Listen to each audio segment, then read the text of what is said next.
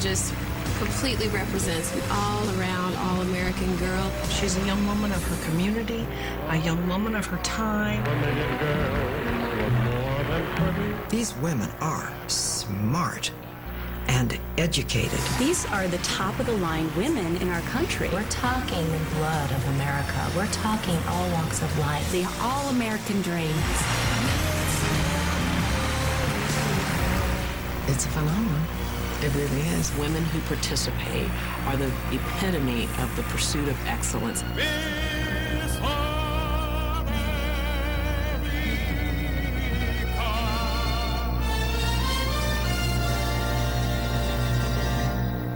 For 85 years, it's been an American tradition, an iconic symbol that evolved into a social lightning rod and ultimately the largest women's scholarship program in the world.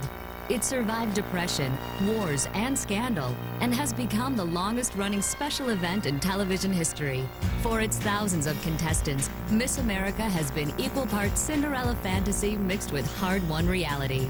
You're taking 50 young women, you're picking one. At the end of it, if you were selected, the fairest in all the land, and you got the crown and this wonderful adventure. You go from being a junior at college to going on the David Letterman show. She becomes a household name.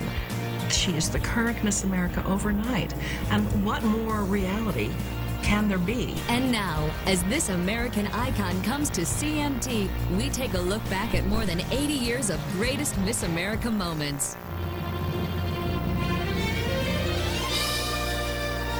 Margaret Gorman, Miss Washington, D.C. 1921, was the very first to wear what would become the Miss America crown. She was a fresh-faced 16-year-old and a dead ringer for America's movie sweetheart, Mary Pickford. This was a woman that was really just full of life. You could understand why people would fall enamored of her when she was a young girl, because she was just effervescent and happy and funny and clever. Margaret was the first winner of the Inner City Beauty Contest. It was part of Atlantic City's Fall Frolic, an event launched a year earlier to keep tourists in the bustling seaside resort past Labor Day. Atlantic City was very, very conservative. If you're talking about the Jersey Shore, it was basically the upper echelon. They had these wonderful, gracious, big oceanfront hotels. It was the time when the ladies would dress up on Saturday nights and the minks came out and the diamonds. It was very elegant and very gracious. It was also the Roaring 20s, flappers, speakeasies, and jazz. American women were shaking off the political and cultural constraints of the Victorian era. And whether the country was ready for it or not, they were intent on proving what a real woman could look like. These were really the women that were saying, we're taking off these long binding constrictive clothing. Margaret was officially named Miss America in 1922 when she returned to Atlantic City to defend her crown against winners of over 50 newspaper popularity contests from across the country. And of course it built that excitement that this local girl from whatever city they were in was going to be in this national contest. Miss America suddenly became the embodiment of the American woman.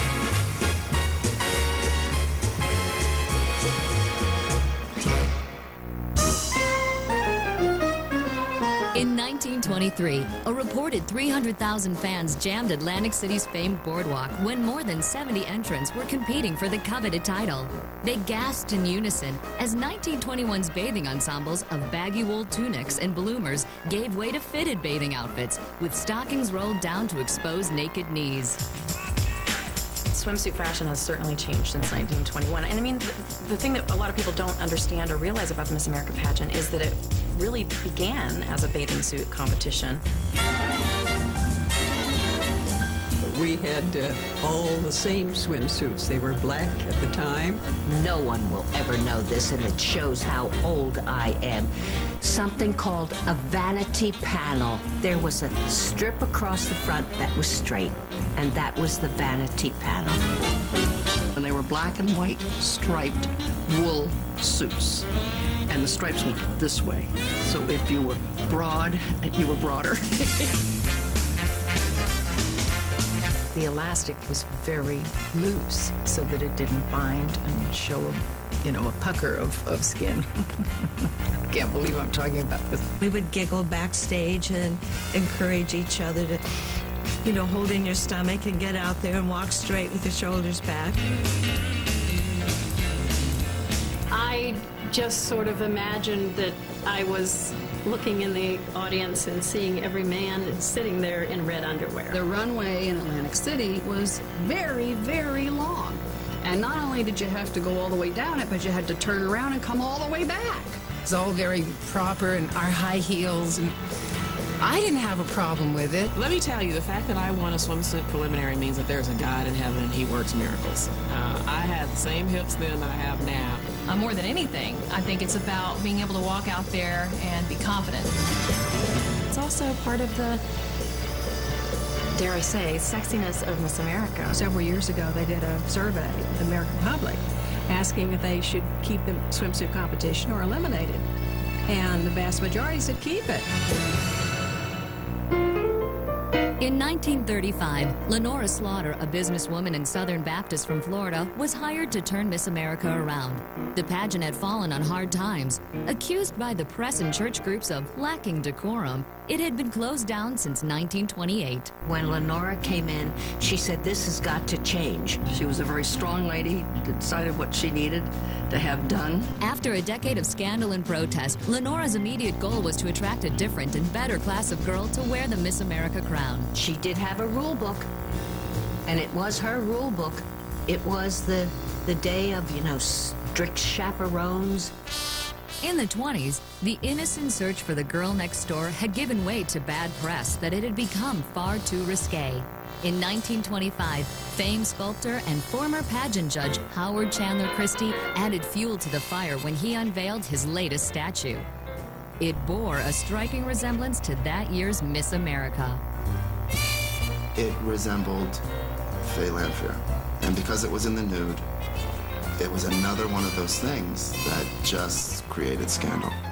Scandal or not, Americans were flocking to neighborhood theaters to see newsreels of each new Miss America. It became a national phenomenon. Naturally, everybody wanted in. That included Hollywood.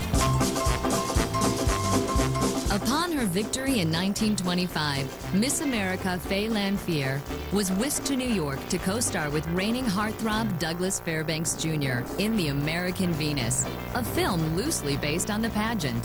When the film was released in early 1926, there was some nudity involved, not involving the contestants themselves, but as Hollywood will do, they put in nudity and things of that nature. The public relations nightmares continued to pile up. 1926 winner Norma Smallwood was criticized for demanding $600 to return to crown the following year's winner, even though she was raking in personal appearance fees of over $100,000. So girls were being handpicked to go to Atlantic City, whether they were would-be actresses or professional women, and it threatened to shut the program down. As far as careers or a career on the stage, that was considered a little scandalous. That was considered, a fast, loose woman. And so it was this series of events, starting with 1925, that really just snowballed. It looked like Miss America was over before it barely got started. Without Lenora Slaughter coming to the rescue in 1935, it may never have survived. She had the concept for this pageant way before its time. We can't thank her enough. Coming up, talent takes center stage. And later, the golden age of television. Live from Convention Hall in Atlantic City. When CMT Greatest Miss America Moments continues. Greatest Miss America Moments is brought to you by Nature's Own Bread and Pantene Pro V.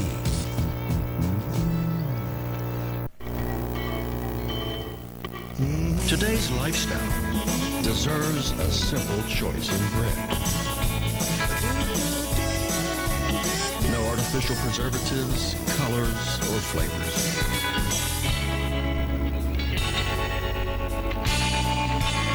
A simple, healthy choice.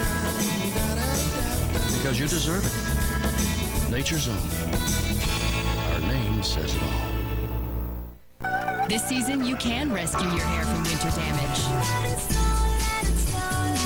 Pantene Winter Rescue protects your hair from the icy wind outside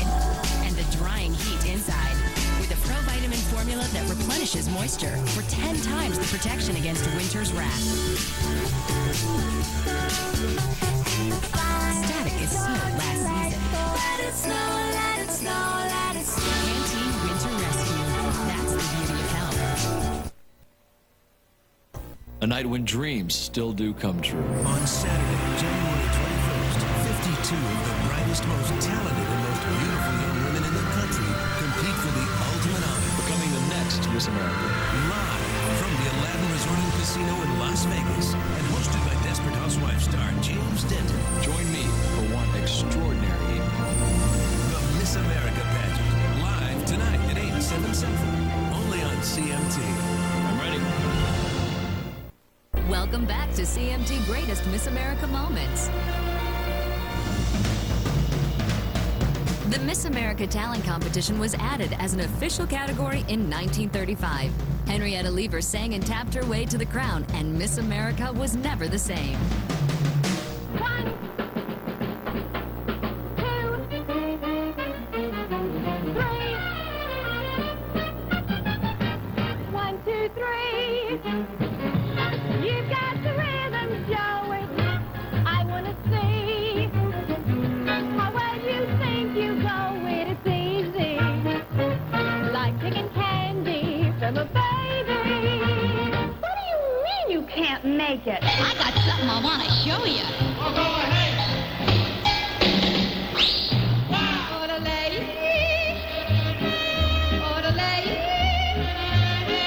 orderly, orderly. I'm competing for Miss America. What are you going to do for talent? Well, I thought I'd sing.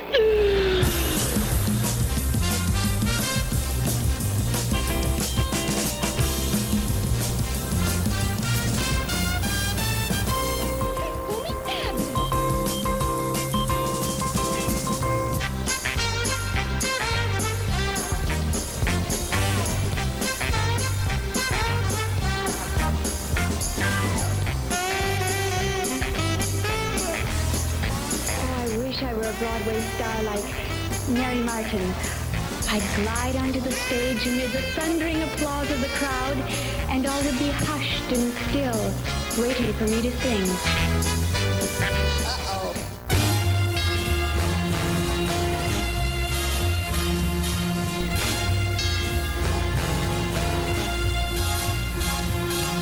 Have faith and dress. Will travel.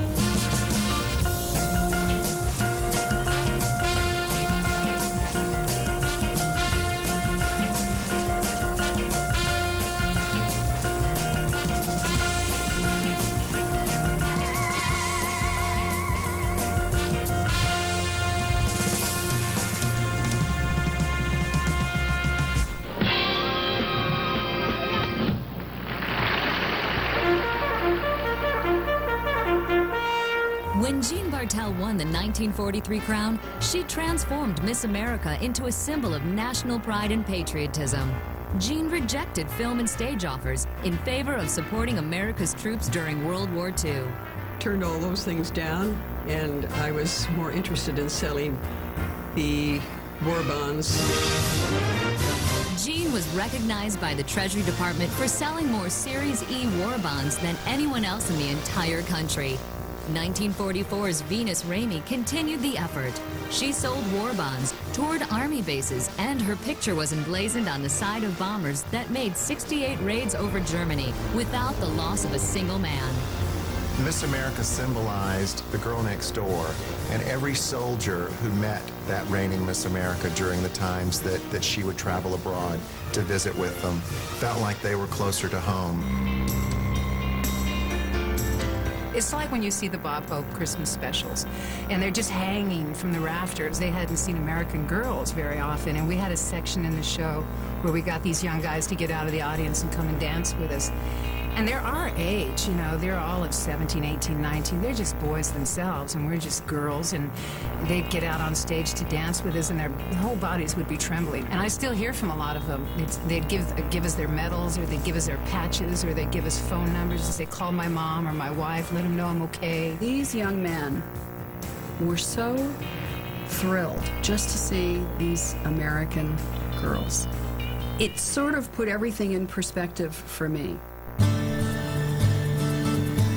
I got to visit a battleship that was back in port from the Gulf, and I didn't realize what an emotional experience it was going to be. I just said, I want you to know, on behalf of this country, I appreciate both who you are and what you're doing. Every single time I go to a camp or a base, it's just the spirit that overwhelms me.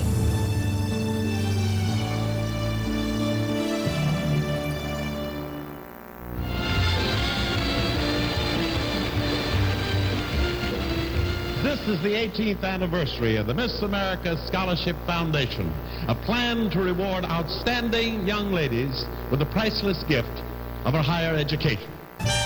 The first Miss America scholarship was awarded in 1945 to Bess Meyerson.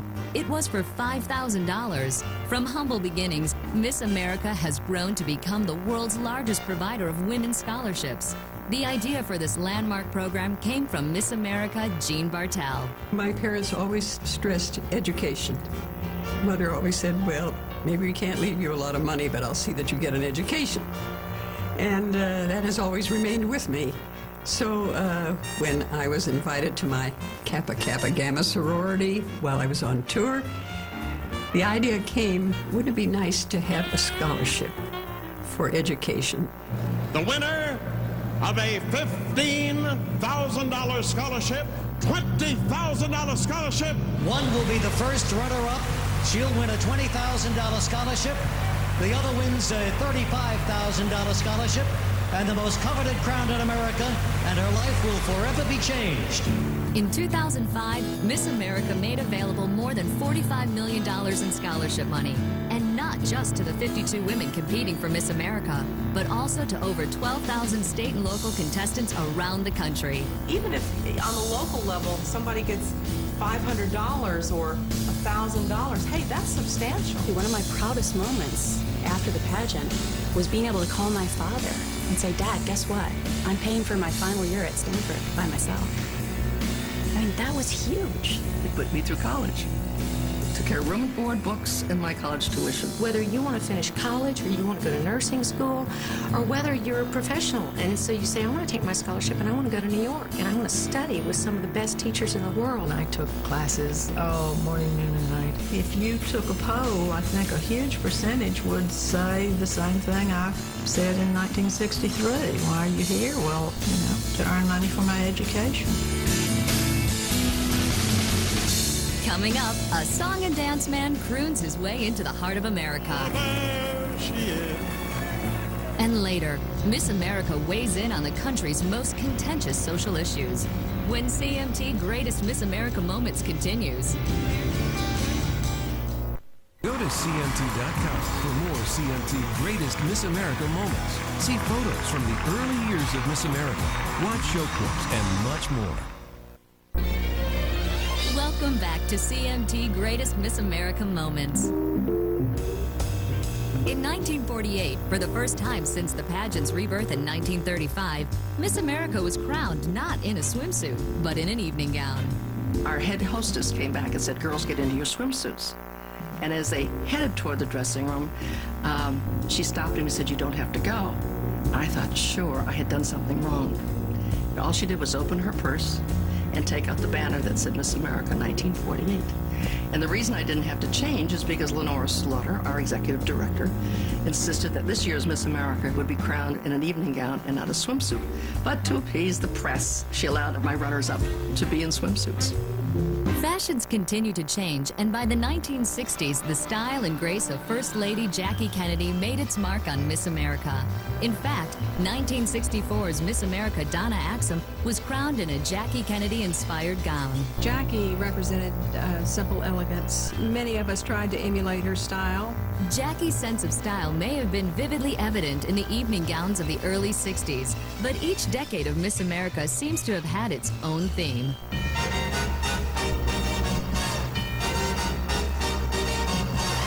I bought mine for $10 at a sale. Strapless with, would you believe, 48 buttons down the front of it. We had to all wear white. We had the beautiful large skirts, you know, where we had lots of petticoats. I wore a hoop and a big skirt because that was my image of what Miss America looked like.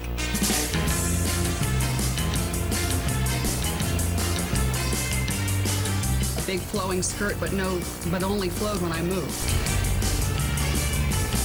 All of a sudden, the next year, there were sequins everywhere, an explosion of sequins.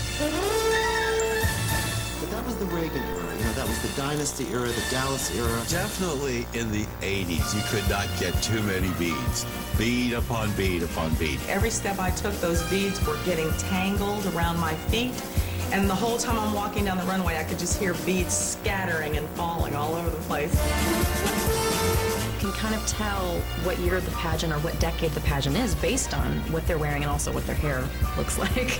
Bigger the better. Everybody was teased and sprayed, honey. You could withstand a hurricane. That hair would stand. And now it's sort of anything goes. No matter how flashy it is, or maybe how sexy it is, it's still, I would like to think that the quality and the fit is so good that, you know, you end up with a very classy garment. Now evening wear is short, pants, long, it's everything, and we're reflecting the times.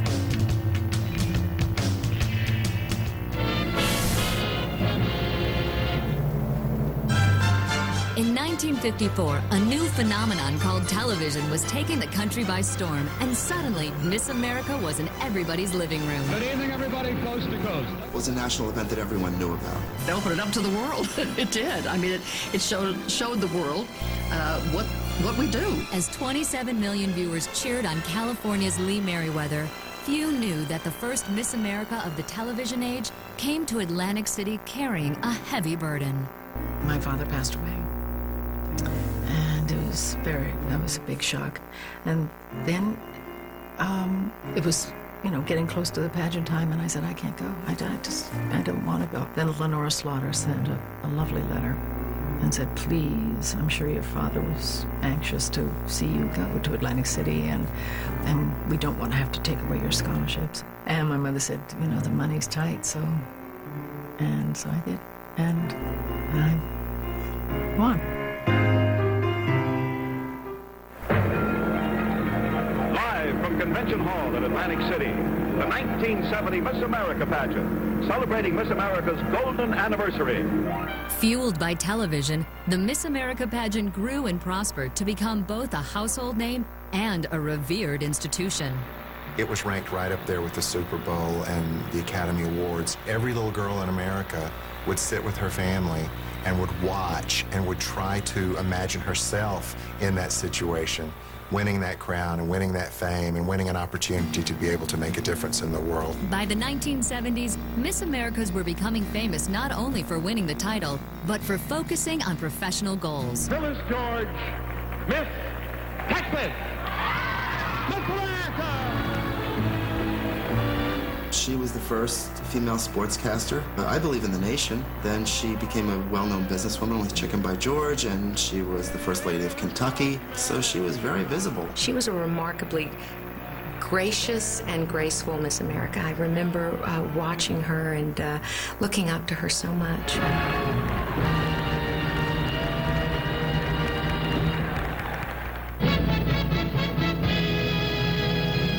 Ladies and gentlemen, Bert Parks.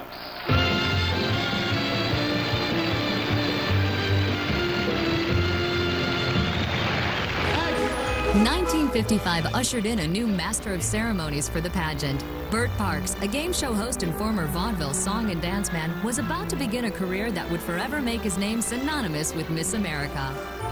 He came from a background that allowed him to entertain an audience of 30,000 people. And then when television came in, he knew how to he kept that audience entertained. You never know what to expect. You never know what to expect. The halftime presentation. Bert was a marvelous Southern gentleman.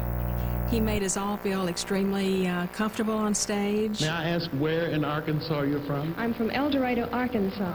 El Dorado. El Dorado, that's the Yankee pronunciation. Oh, I'm sorry. His wonderful, quirky sense of humor was terrific. He was a charmer, and he was very sweet off camera as well as on. He let us be center stage. Most entertainers don't do that. They want to be the star, and he always made us the star, and it made us feel really good. Here he is, back for his 19th pageant, Bert Parks.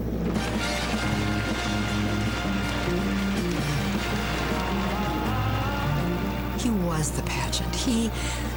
He was fun. He was dynamic. He was a little goofy and wacky and whatever, but that was Bert. Each man a neighbor, each hand a friend, the more I say, the more I get. He was so endearing, and he wanted the girls to shine.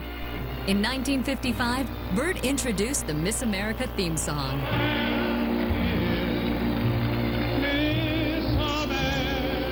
That was the one thing that always stayed the same. Miss America changed every year, but Bert Parks was always there.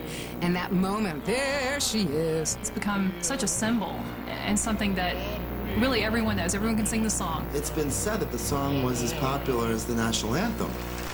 In 1979, Miss America celebrated Bert Parks' 25th anniversary as host. Ladies and gentlemen, please join us in honoring Mr. Bert Parks.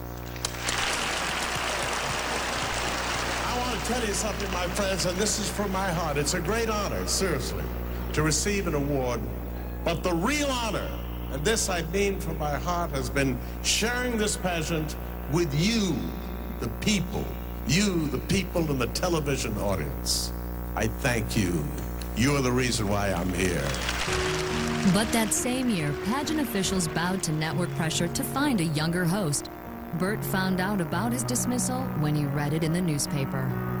You know, network television is so focused on youth. And I think that, you know, he was getting to be older. And I think that the pageant handled it well.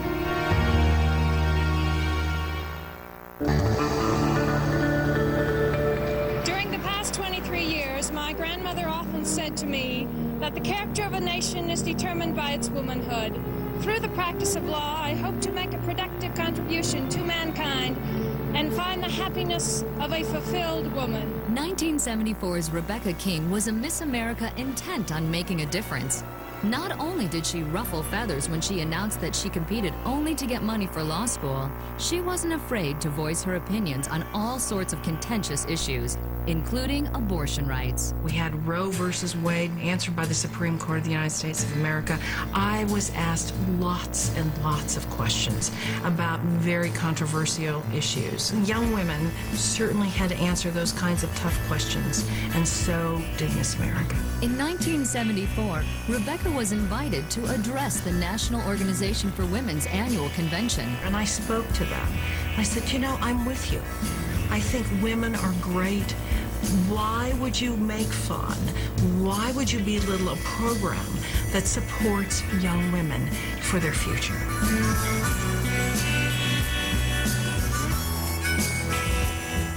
The feminist movement had taken a dim view of Miss America since 1968, when protesters first started picketing the pageant. The most modern women's movement literally began on the boardwalk in Atlantic City. I mean, the feminists actually needed Miss America's voice to be heard. Through the 70s, the protests got bigger and louder until they threatened to disrupt the pageant. But it was a hotbed. I remember that the police had to line the stage and, you know, protect us from these women out there, you know, raising signs. And I was only 17 years old. I thought it was all pretty exciting. I just think that there was a group of women who needed to be heard and probably did have some misconceptions about the pageant. The large majority of the people who criticize have no idea what the resumes are of these women who enter this program. The biggest misconception of Miss America has always been that it's still sort of a dumb blonde beauty queen. And that just isn't true. And it has become less true every year. Coming up, for the first time, an African American wears the Miss America crown. I remember crying when Vanessa won. And later, Miss America responds to a national tragedy. People were clinging to anything that represented home to them. When CMT Greatest Miss America Moments continues. This is the moment we have been waiting for. Our new Miss America! Here she is!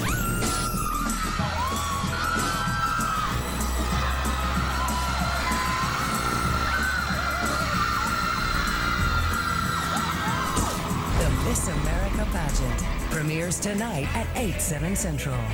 Hosted by James Denton, only on CMT. Even we have butterflies. Tonight on CMT, don't miss the 2006 Miss America Pageant, live from Las Vegas. Then it's the season premiere of 3 Wishes, and later kitchen encore of the 2006 Miss America Pageant. Welcome back to CMT Greatest Miss America Moments.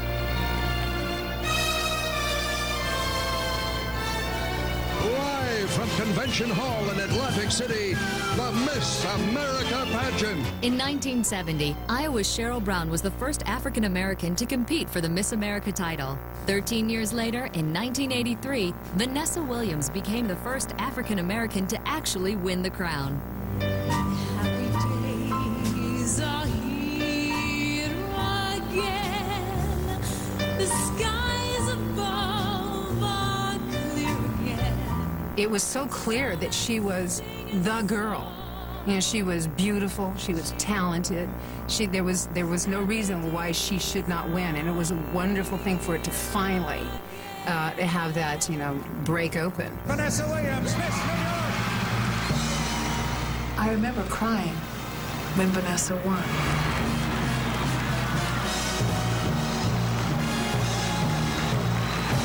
But Vanessa's year in the sun came to an abrupt end when it was announced that explicit photos taken years earlier were about to be published in Penthouse magazine. That broke in July. The pageant was in September.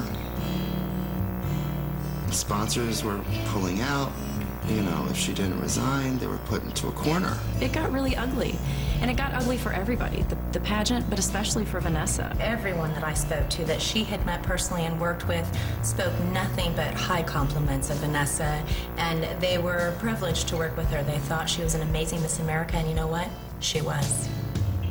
Since 1984, 6 other African Americans have worn the Miss America crown. Miss America 2004 is Miss Florida, Erica Dunlap. Although it had been 20 years since Vanessa Williams was crowned, Erica still found traces of intolerance in the country, so she focused her year as Miss America encouraging diversity and inclusion. And it was so important to me because throughout my entire life, that's what I fought for, every single day. And I wanted to know what we could all do to, become, one big happy family, if you will.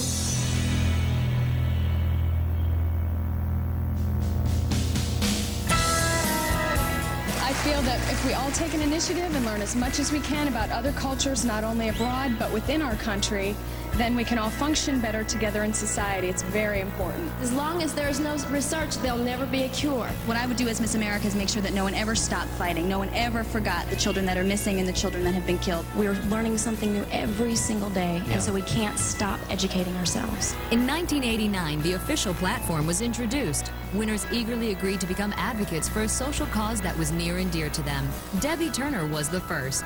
I chose youth motivation. I wanted other young people to know that. They would see Miss America with a beautiful dress on and makeup and hair and think, oh, her life is perfect. And I wanted them to know. I grew up in a single-parent home. My parents split up when I was 5 years old. I grew up in the segregated South where sometimes I've seen burning crosses. I've heard the N-word more than I want to say. You have a chance to potentially make a difference in somebody's life by a motivational speech that you give or a connection with a young person? I think the platform is very important. I think that Miss America should have a cause. I think she should absolutely speak out socially, politically, and every other way. You have a voice on a national level for a year, and what are you going to do with it? I think that's the key. But taking a stand on social issues would produce shockwaves for years to come.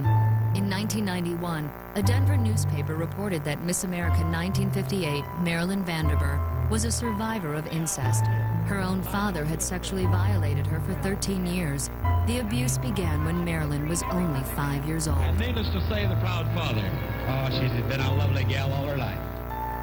It was on the front page of our Denver paper and stayed on the front page for 6 days. 2 weeks later, it was on the cover of People magazine. And the caption was, Miss America overcomes shame. Initially, pageant officials were concerned about the possible negative publicity. And 2 weeks later, they called and asked if I would be a judge in September. And I accepted. And when I was introduced, I asked that I be identified as a former Miss America and a survivor of sexual abuse. Former Miss America, now committed to helping adults who have been sexually violated as children. Marilyn Vandiver Atler. And I flew home to Denver, and a woman had driven 60 miles to put this in my mailbox when I got home. And she said, as you were introduced, a huge chunk of shame slid away from all of us. That's the power of Miss America. As the 90s continued, Miss America's championed many important and controversial issues, including AIDS awareness and education. What I was trying to get across was the numbers, which were, staggering, and also the fact that these were real human lives. And from that blossomed the opportunity to meet with people on Capitol Hill about passing legislation that would be comprehensive AIDS education. Miss America 1992 Carolyn Sapp's platform was education is everybody's business. I challenge you as students to stay in school. But Carolyn's platform faded into history when her own story of an abusive domestic relationship hit the national press. I had a young woman come up to me in an airport in Texas, I'll never forget. She had a couple small children around her legs, and she just came up to me and she gave me a hug. And I remember the people around me, the security and the traveling companions, they were a little nervous because she had tears in her eyes and she was kind of crying. And she came up to me and she goes, I mean you no harm. I just want to say thank you. And I looked at her and I said, for what? And she said, if you can get out of an abusive relationship and you're Miss America, you gave me the strength to get out for my children and me.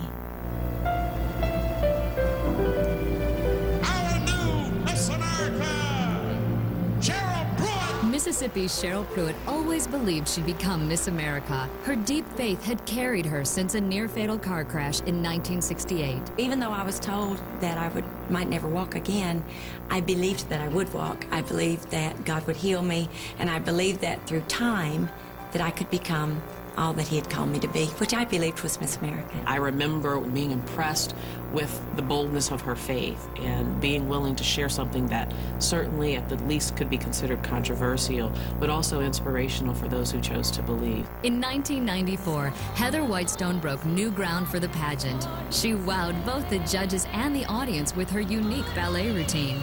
Heather has been profoundly deaf since she was an infant.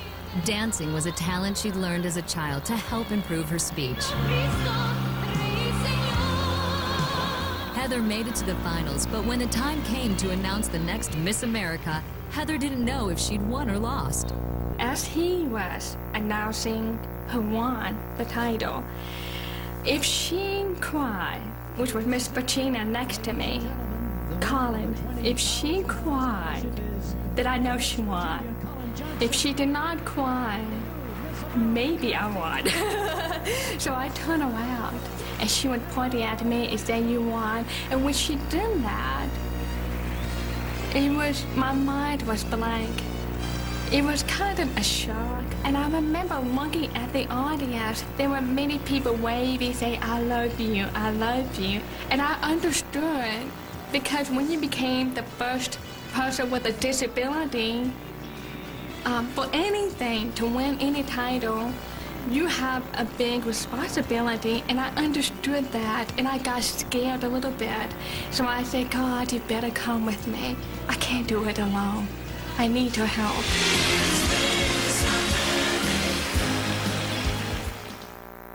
In 2001, the horrible events of September 11th hit home for America and the pageant. While many events were canceled or delayed, Miss America carried on. Katie Harmon was crowned on September 22nd, just 11 days after the terrorist attacks.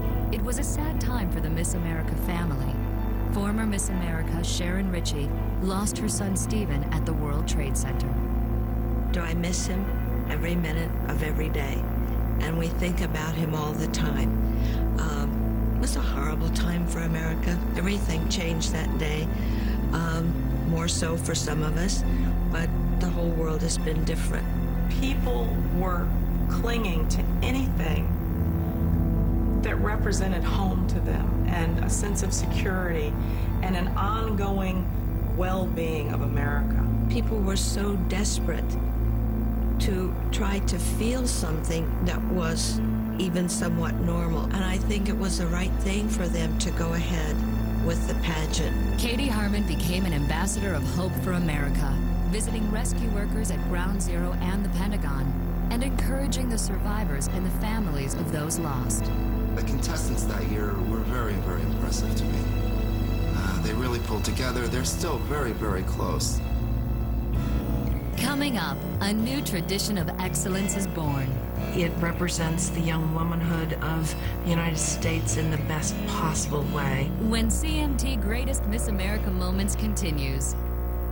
Go to CMT.com for more CMT Greatest Miss America Moments. See photos from the early years of Miss America, watch show clips, and much more. Greatest Miss America Moments is brought to you by Nature's Own Bread. Today's lifestyle deserves a simple choice in bread. No artificial preservatives, colors, or flavors.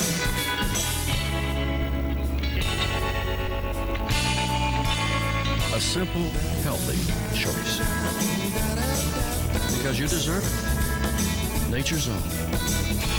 Our name says it all. Back. On Saturday, January 21st, dreams will come true when the brightest and most beautiful women in the country compete for the honor of becoming the next Miss America. 52 contestants and not a single desperate one in the group. Live from the Aladdin Resort and Casino in Las Vegas and hosted by Desperate Housewives star James Denton. Guess I won't be needing this. The Miss America Pageant. Live tonight at 8, 7 Central. Only on CMT. Welcome back to CMT Greatest Miss America Moments. Miss America 2005 is Miss Alabama! Deidre Downs eloquently demonstrates just how far Miss America has come from its bathing beauty beginnings. For years, she's been working with childhood cancer survivors, and after her year of service is heading to medical school to become a pediatrician. One of the most meaningful experiences I had this year was at Children's Hospital, where I walked onto the cancer unit, and the nurses told me that there was a little boy who wanted to meet me, and they said he'd actually asked to be taken off morphine so he could remember meeting Miss America. When you think about experiences like that and the ability that you have to touch somebody's life because of this title, sometimes you think it's just a television show or it's just a title, but you have the ability to make a difference.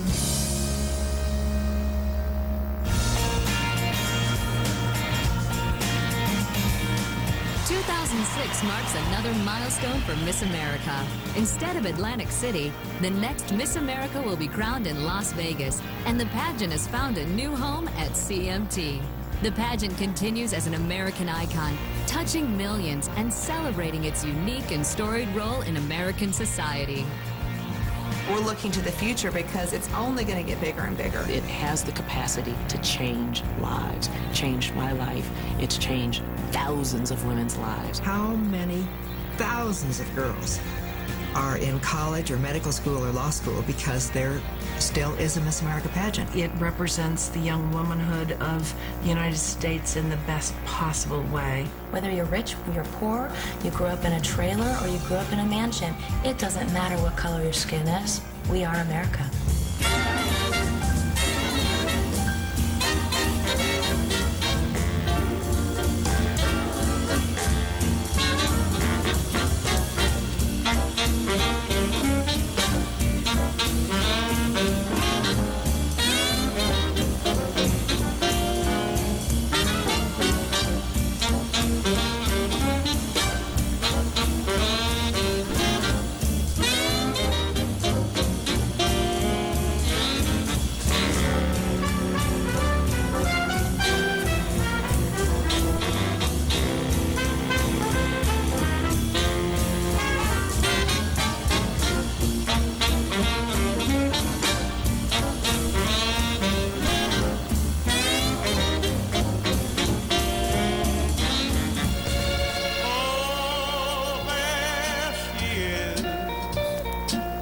Miss America.